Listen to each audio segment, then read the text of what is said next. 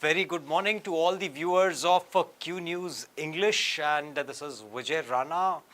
And today we have Shanarthi Telangana. What do we have as our headlines? So the first one being police personnel pay homage to the fallen bravehearts on the occasion of Police Commemoration Day at Police Training Center Zewan in Srinagar on Saturday.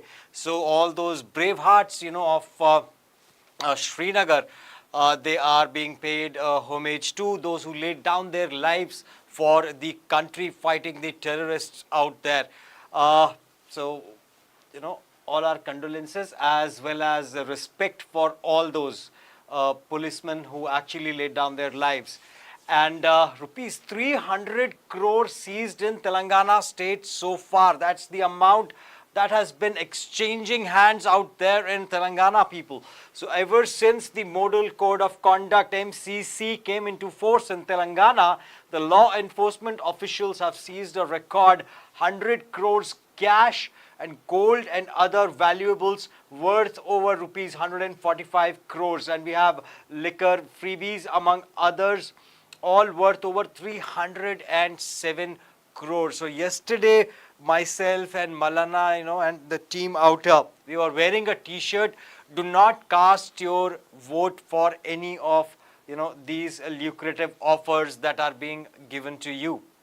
So please do not opt for a bottle of liquor and cast your vote. That's the call from our side. And from the news from Israel.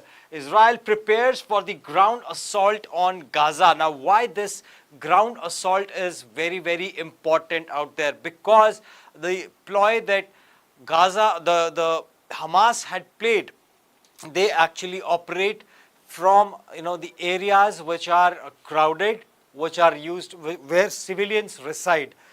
So they use the residential areas. On top of that, they also had tunnels, hundreds of kilometers of tunnels were dug beneath the ground. So how much ever you bombard the surface, you will not be able to clean up the entire structure of Hamas unless and until you go for a ground assault.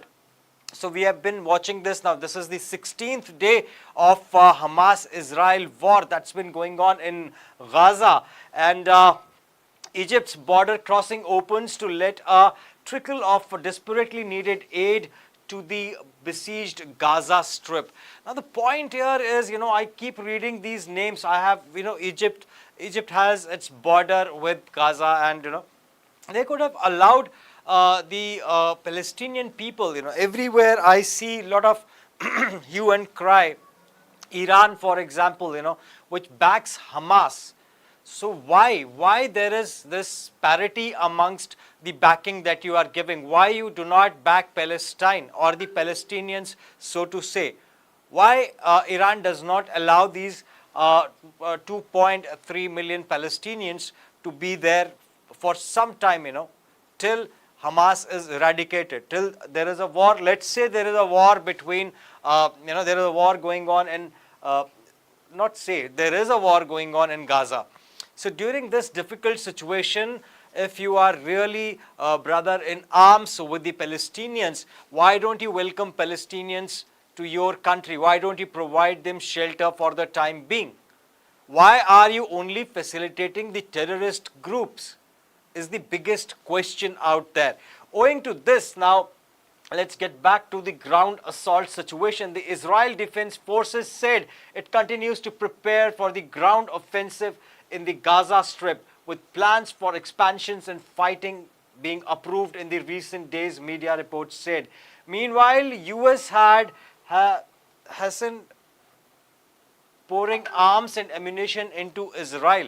Now, US also, it's a very, very diplomatic approach. On one hand, they are asking Israel to provide humanitarian aid. On the other hand, they are providing the arms and ammunition. In fact, this was the 45th cargo that was received in Tel Aviv, and planes there have been 45 cargo planes loaded with armaments dispatched to reach the strife-torn country. The latest aircraft carriers diverted from their normal positions and are on standby in the waters in Israel to deter any other terrorist group joining the Hamas.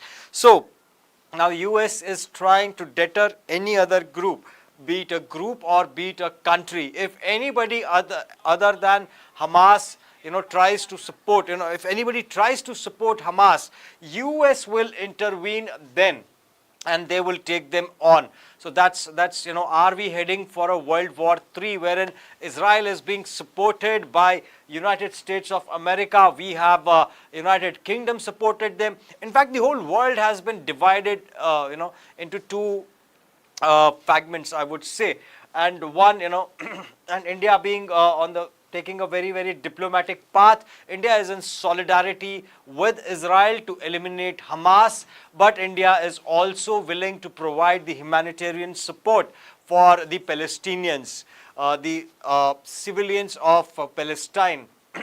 Now moving on, the shipment reportedly included military supplies, medical equipment and military ambulances. So I think it's a similar approach that is being followed by the United States of America, because the entire world is closely watching the stands of these developed countries as to what will be their stance when it comes to the human rights, when it comes to the atrocities that were perpetrated earlier and the atrocities, or not to say, or the collateral damage that is going to happen in Gaza Strip. Who is going to be held responsible for that collateral damage? Even those are, be it from any religion. Although this is a religious war that is going on, and the terrorist groups like Hamas, they want to eradicate the Jews completely from the world. So that is what they call out for. But had it not been, a war between, or war for rights, or had it been a militancy, the scenario would have been different. Why did this not happen, that the terrorists of Hamas secluded themselves from the common areas or from the civilian areas, or from where the civilians reside? Why did they attack from the residences, from the apartments? Did they not know? They very well knew. And now they want to flee away in the garb of, these civilians. They want to utilize these civilians as human shields. They have taken up hostages. They released 2 hostages. They belong to the United States of America. So those ladies were released day before yesterday.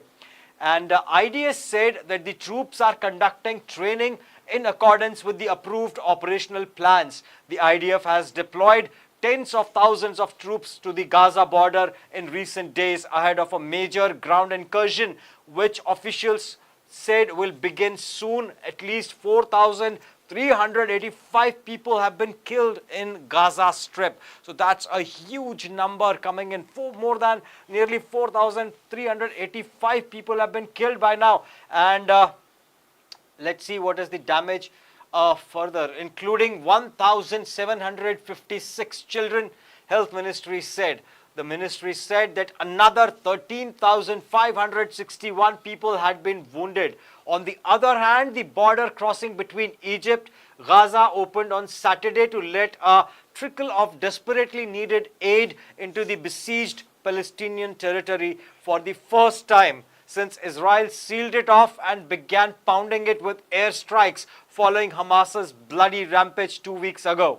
Just 20 trucks were allowed in, an amount aid workers said was insufficient to address the unprecedented humanitarian crisis. More than 200 trucks carrying 3,000 tons of aid have been waiting nearby for days. Now, Gaza's 2.3 million Palestinians, half of whom have fled their homes, are rationing food and drinking dirty water.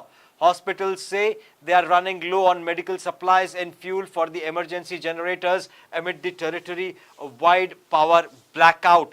So now this was another step that was taken by Israel owing to the backstabbing that they got from the Hamas, from the terrorist group Hamas. Now, Israel was the one to provide the water facility. It was the one to provide the electricity, the basic amenities, the jobs for Palestinians. because Israel, they occupied this territory in 60s or 70s, and since then it's been with them. And rightly so. Why would they want to leave it now? And now they have been backstabbed with 5,000 rockets. A barrage of 5,000 rockets was fired on them 16 days ago, owing to which, now yesterday also we saw in the news that, we read that news that Israel is not going to support the Palestine anymore. They are not going to facilitate them anymore, even after they eradicate Hamas from the face of the earth. They will still not be supporting Palestinians with these basic amenities. So life is not going to be easy for the Palestinians out there, and that is the time when, on humanitarian grounds, if you want to extend support, please go ahead and feel free to do so. Now, moving on, we have news from our neighboring country, Pakistan, wherein, after a self-exile, Nawaz Sharif has returned, because very soon Pakistan will also witness elections. Now, how far those elections are going to be fair is another question. We will not get into that. Their army actually dictates out there as to who is going to be the next prime minister. If you are not in good books of the army, you might not even survive. So that is the condition existing in Pakistan. But still, it might be a banana republic, but still we have, it's a democracy, so to say, quote unquote. And Pakistan's former minister Nawaz Sharif returned home on Saturday on a special flight after a 4-year self-imposed exile in the UK to head his party and try to secure a record 4th term in the general elections expected to be held in January. So January is the month when elections are going to happen, and for 4 years, he was, so to say, in exile. He was enjoying his life. He was happy out there in United Kingdom, and he was meeting all his family members and everybody out there, and he was planning for the forthcoming elections. And since the arrest of, or so to say, the fall of Imran Khan, and he has been arrested, he was under arrest as well. In the cases of corruption, he sold the watches, or he sold the gifts that were given to him from different countries. Now, I'm sorry, that makes me laugh. Prime Minister of a country selling his assets or the gifts that were given to him and not giving that money to the nation. It belongs to the nation, not you, sir.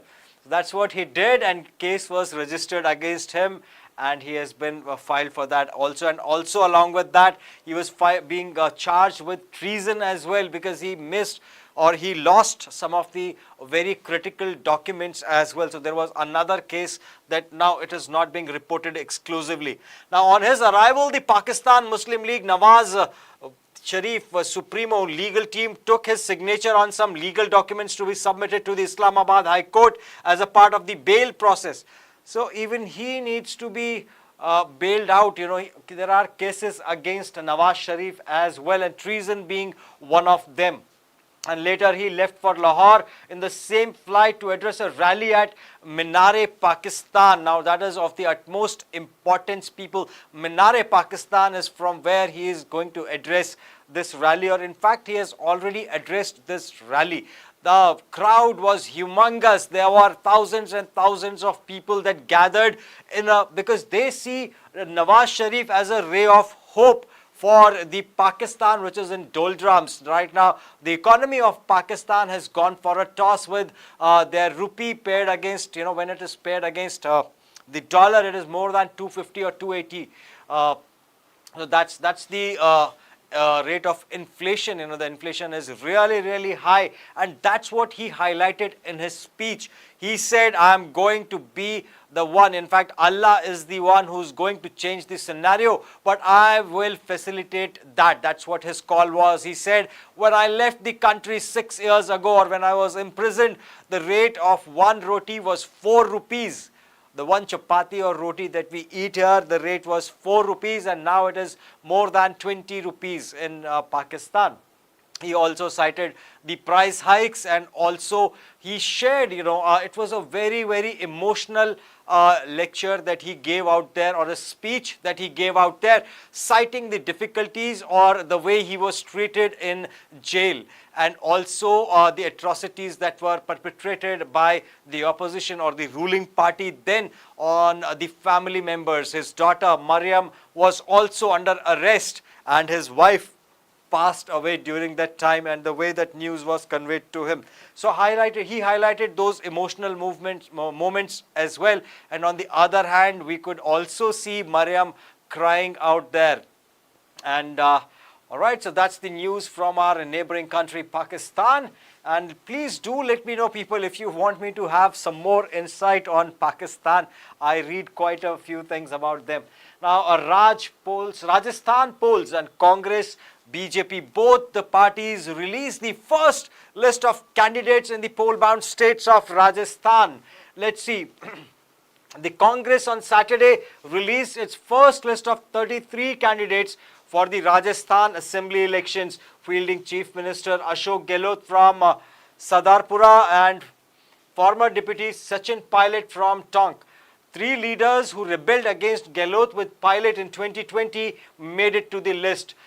Indraj Singh Gujjar from Viratnagar, Mukesh Bakhtar from Ladnun, and Ram Nivas Gavaria from Prabatsar. The Congress has given tickets to 5 ministers, 28 sitting MLAs and independent candidates who won the 2018 Rajasthan Assembly elections.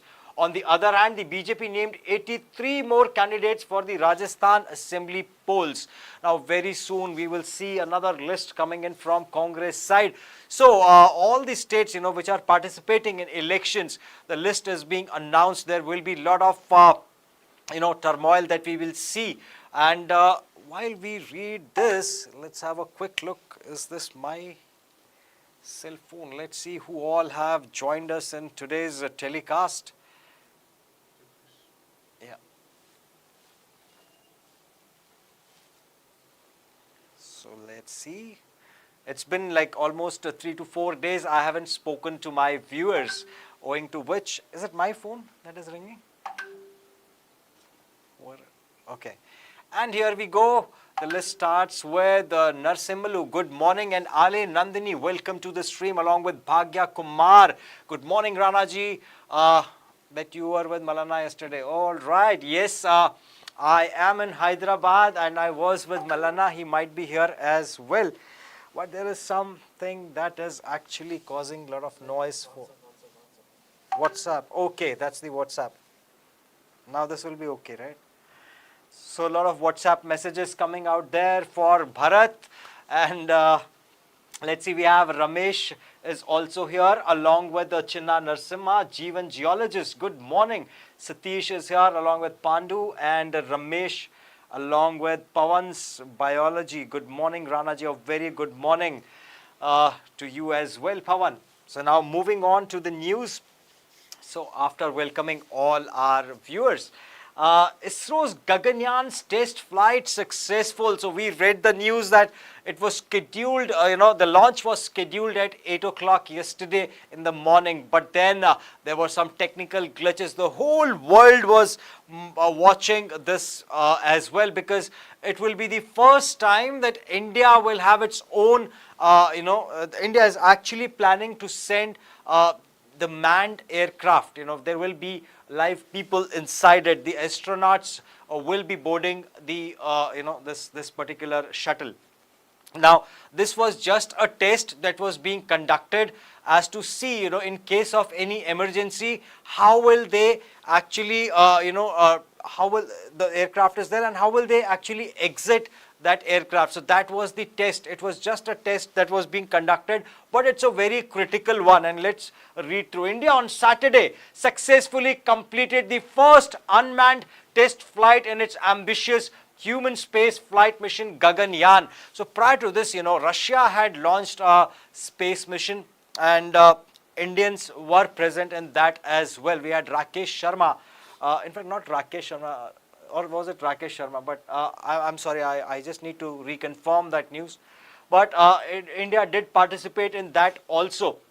less than 2 hours after the launch was aborted, with just 4 seconds to go for the liftoff. After some tense moments following a system monitoring anomaly and 2 weather related holds. So the hold was both system related. There was some malfunction that was happening 4 seconds prior to. So that's the level of preparation, people. Things go wrong. Definitely, it's not, even if you are making a pen, thing can, a simple pen, things can go wrong in that as well. Imagine preparing an entire rocket. So how much technology, how much wiring has been done for that? One thing can definitely go wrong.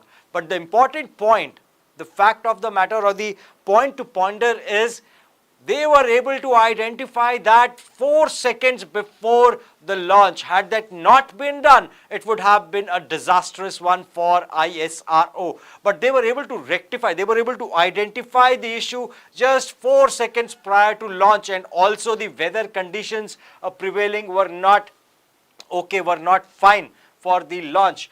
And owing to which it was delayed by 2 hours, and at 10 a.m. in the morning, the launch successfully happened. So what happened? Anomaly and 2 weather-related holds. The Indian Space Research Organization said scientists simulated an abort situation for the crew escape system, CES. So whenever any mission, so they have to be cautious. It's human lives. It's our scientists. It's our astronauts who will be boarding. It will not be anybody, any criminal. It will be there are millions and millions of rupees worth. Their life is it's I would say it is invaluable. You cannot even put an amount to their life. That is how valuable those scientists are. Now, we cannot put their life at risk. We have to be prepared for any emergency situation, and that is what this system was designed for. CES, the crew escape system. In case of any emergency, if they have to abort the mission, they can do it using this. So this was the test that was conducted successfully, and in case of any emergency, they can exit the shuttle, and they will be safe and sound. And systems to carry the crew module out of the test vehicle TVD1, the crew safety module for emergency scenarios, executed a precise. So it was yet again, and they proved their worth and they proved their might to the entire world. And that my curious side actually wants me to, and we have Santosh also, along with Nagu and Nagendra and Murlidhar, also wishing us all a very good morning. So let's have a quick look as to Indian or Rakesh Sharma's trip. Owing to the space technology today, I'm an inquisitive person, and I would like to know as to, was it Russian aircraft or Russian space shuttle that Rakesh Sharma boarded, or was it a US space shuttle?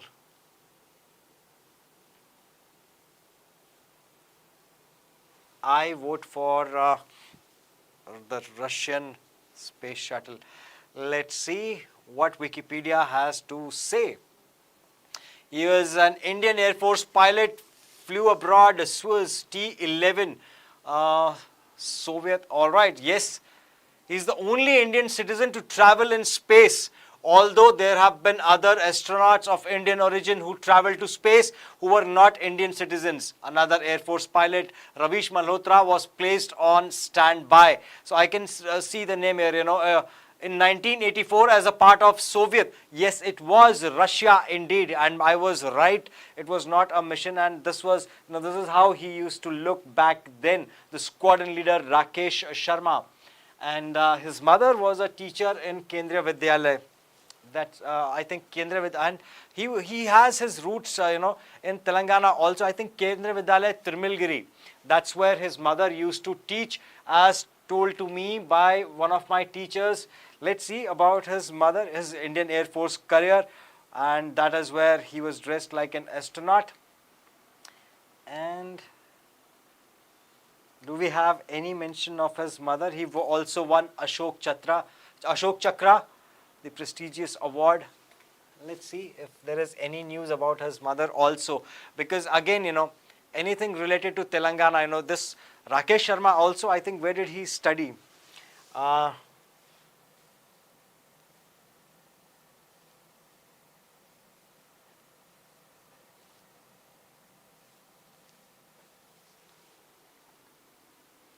Tripta Sharma, yes, there she is.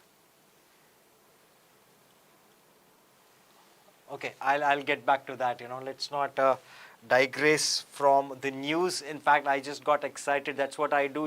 If I'm researching on something, I'll go to any extent. But I'm sure she was a teacher in Kendra Vidyalaya Tirmalgiri out there in Telangana yet again. Telangana now, Andhra Pradesh then.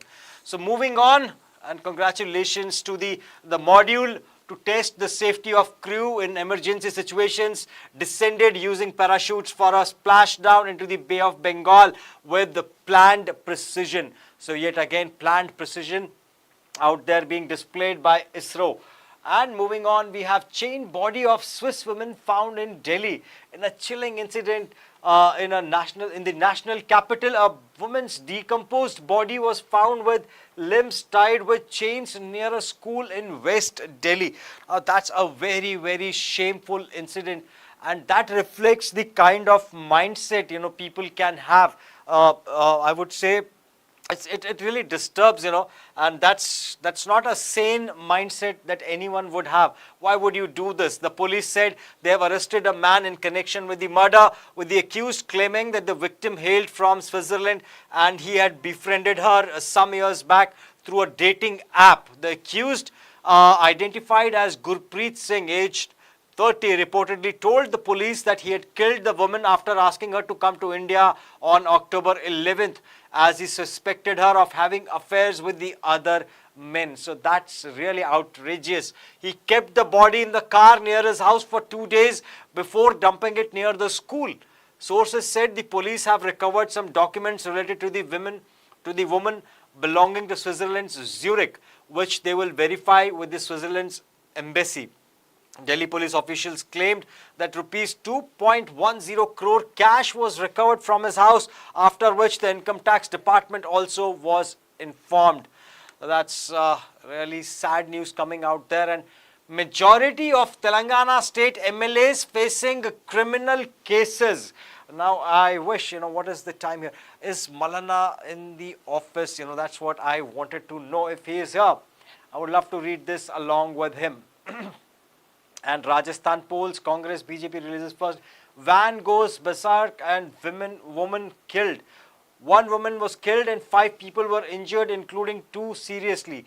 And 5 people were injured, and out of which 2 were seriously injured when a milk van went berserk and rammed motorists at Kutbullapur on Saturday. According to the police, at around 8 p.m. on Saturday, the van on its way to JD Mitla from Kutbullapur went out of control and rammed motorists and pedestrians. A woman pedestrian died on the spot, while 5 other individuals sustained injuries. And for all the cricket lovers, it's going to be India versus the Kiwis or the New Zealand, so to say. So this is this surprisingly, how. All right, so let's see. We have the Indian captain being displayed there. Rohit Sharma led India. Rohit Sharma led India is all set to face New Zealand in the 5th group match of the ICC ODI World Cup on Sunday. That is today, and India has set its sight on overcoming its historical struggles against the Black Caps in significant ICC tournaments. The New Zealand has time and again demonstrated its status as one of the India's most formidable adversaries in ICC tournaments. This was particularly evident in the World Cup Championship final in June 2021. So the previous finals, also, I think, and then in the group match in the ICC T20 World Cup 2021, while India have consistently beaten challenging opposition in ICC events over the past decade, they have been unable to decipher the enigma that is the Black Caps. So, they are the biggest threat, and India is on a rampage out there. India has won all its matches so far. Now, will this what will happen today? This is going to be the match to watch out for, and this is going to be a high octane clash. Shami likely to get a nod in place of injured Hardik. So Hardik Pandya is facing an injury, and Mohammad Shami might be the replacement for him. So he is no less than Hardik Pandya. Mohammad Shami again with this fierce bowling attack. Now, will he be devastating enough to take down the Black Caps? So let's see. We'll have to wait and watch, and I'll also be watching this match. So people do, as it's a Sunday. Now, US proposes change in H1B. Now, move amid at improving efficiency by streamlining the eligibility. Now, there will be changes in the eligibility criteria for the H1 business visa. The rules, which are scheduled to be published by the USCIS on 23rd October, have been proposed without changing to 60,000 limit. The Biden administration, now this is also very important for the audiences, for the entire India though, but I see, this is a trend that I see. Majority of the people in Telangana, the families in Telangana, they will have some or the other relative out there in the United States, and that is one of the biggest aspirations. And similarly, there is a trend in Canada. There is a trend in Punjab to go to Canada. That has always been the trend. And the way they say it, Appa ji Canada jana hai. That's how they say it in Punjabi. I want to go to Canada. That's how they say it. Canada jana hai. And I've stayed in Punjab also. I can speak Punjabi as well. So,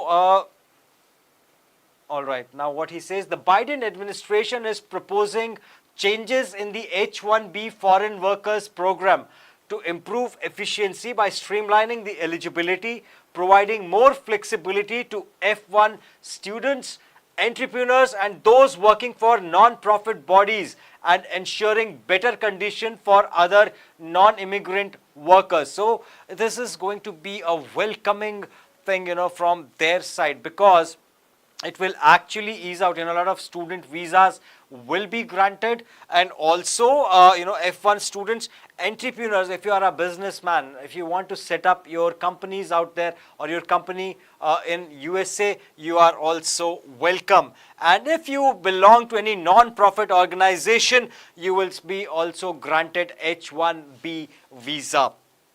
And moving further, the US Citizenship and Immigration Services is set to release new regulations in the Federal Register on October the 23rd without altering the Congress mandated annual cap of 60,000 visas. These regulations pertain to the H1B visa, a non-immigrant visa permitting US companies to employ foreign workers in specialized fields demanding theoretical or technical expertise. So if you are an expert in any technology, you can be hired in the United States of America. That's what it is going to be. Typically issued for 3 to 6 years, it provides US employers the means to hire foreign workers with option of indefinite visa renewals for H1B holders actively pursuing green card applications. This visa program is crucial for technology companies, enabling them to hire tens of thousands of employees from countries such as India and China.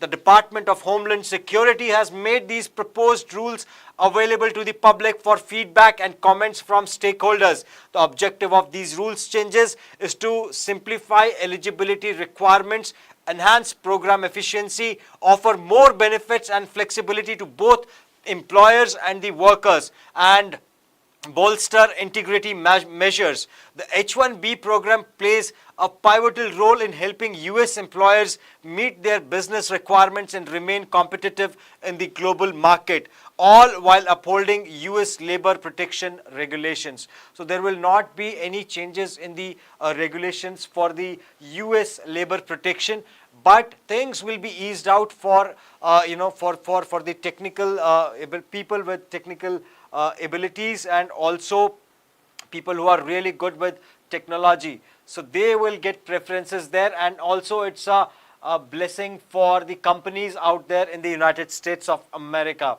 Gaddar's daughter eye poll debut. Now, we saw last month, Baladir Gaddar passed away. Now, his daughter is ready and all set to enter the politics. So, let's see. Revolutionary Baladir Gaddar's wife, Vimla, said the Congress party had promised a ticket to the family to contest from the Sikandrabad cantonment, but was now maintaining silence, stating that locals were backing Gaddar's daughter Venila's candidature from the constituency. Vimla demanded the state Congress to give clarity on the ticket issue. My father wanted to contest the elections. If Congress fails to give us the ticket, we will announce our future plans shortly. So that's a big announcement coming in there, and from the daughter of Baladir Gaddar.